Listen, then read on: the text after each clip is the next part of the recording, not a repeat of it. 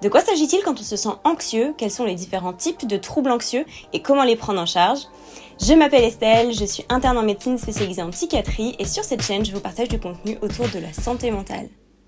L'anxiété est une émotion qui combine à la fois des symptômes physiques comme des tremblements ou des palpitations et des symptômes psychiques comme par exemple des ruminations. Il s'agit d'une réaction normale à certaines situations de la vie et qui peut tout à fait se manifester chez des individus indemnes de tout trouble psychiatrique. Quand on parle de trouble, c'est que cette réponse est déréglée, soit en variant trop en intensité ou alors en se déclenchant de manière inadaptée. Et nous allons de suite détailler les critères cliniques et diagnostiques des principaux troubles anxieux, à savoir les plus connus. Tout d'abord, on va parler du TAG.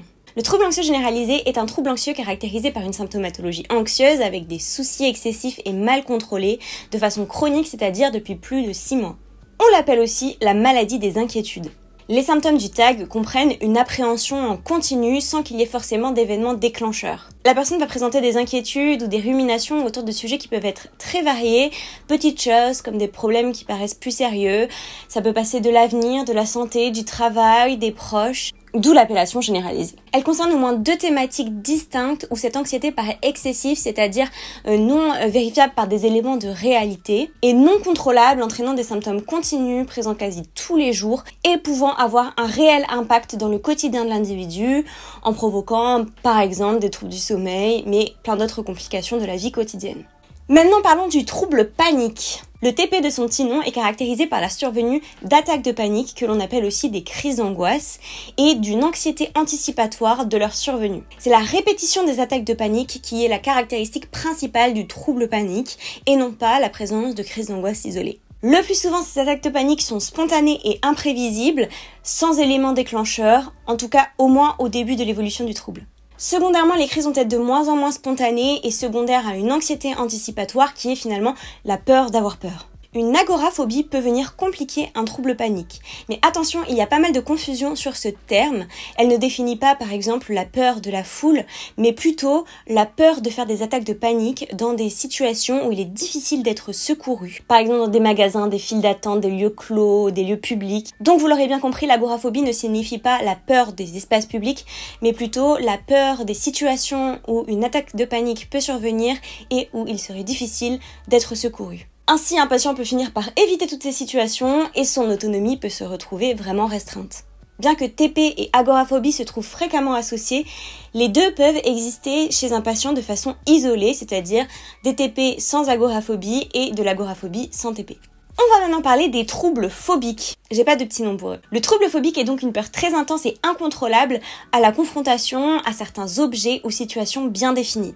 Lorsque le sujet est confronté à l'objet ou à la situation redoutée, cela va se faire au prix d'une anxiété extrême et possiblement d'une attaque de panique. Secondairement, cette peur va entraîner de l'évitement et avoir potentiellement un retentissement sur le fonctionnement de l'individu au quotidien. Au sein des troubles phobiques, on retrouve 2 catégories. D'une part, la phobie sociale, dont je vous parlerai dans une prochaine vidéo. Et d'autre part, on retrouve les phobies spécifiques, comme les animaux, par exemple les reptiles, ou la vue du sang. Et j'en passe. La prise en charge des troubles phobiques est très importante, notamment sur la partie phobie sociale, parce que chez les enfants et les adolescents, elle peut conduire à un refus scolaire anxieux par évitement des situations anxiogènes. Maintenant, un autre trouble que vous connaissez sûrement très bien, le TOC, ou trouble obsessionnel compulsif, qui est l'un des troubles psychiatriques les plus fréquents. Comme son nom l'indique, il associe 2 types de symptômes, des obsessions et des compulsions.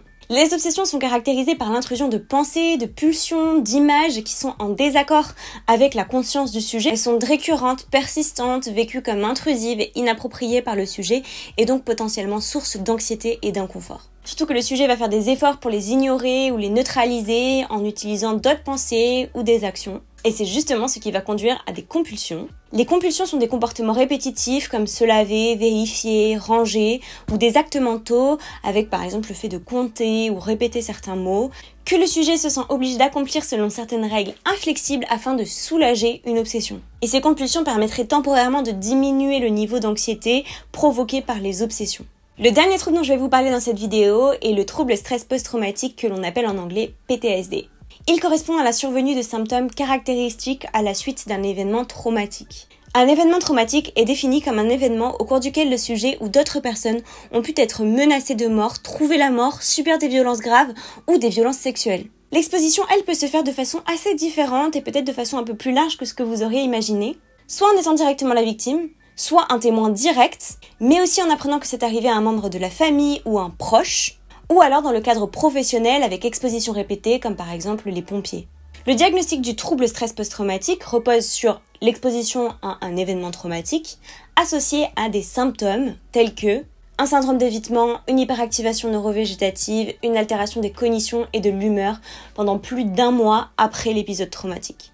Le tronc commun dans la prise en charge de ces troubles comprend tout d'abord une éducation thérapeutique, des moyens psychothérapeutiques, par exemple de la TCC ou thérapie cognitivo-comportementale, mais d'autres thérapies comme par exemple l'EMDR ont démontré leur efficacité dans le traitement des PTSD, et éventuellement la mise en place d'un traitement pharmacologique, mais pas forcément en première intention.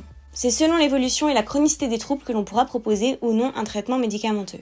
Celui-ci, s'il est proposé, repose sur des antidépresseurs, principalement des ISRS. Par exemple, vous connaîtrez peut-être la sertraline, appelée Zoloft, ou la fluoxétine, que l'on connaît bien sous le nom de Prozac. En effet, on a tendance à se dire que antidépresseurs égale dépression, mais ils ont aussi une action sur l'anxiété, et donc il s'agit du traitement de fond des troubles anxieux. Dans quelques situations, des psychotropes d'action anxiolytique rapide peuvent être utilisés, mais de façon très ponctuelle.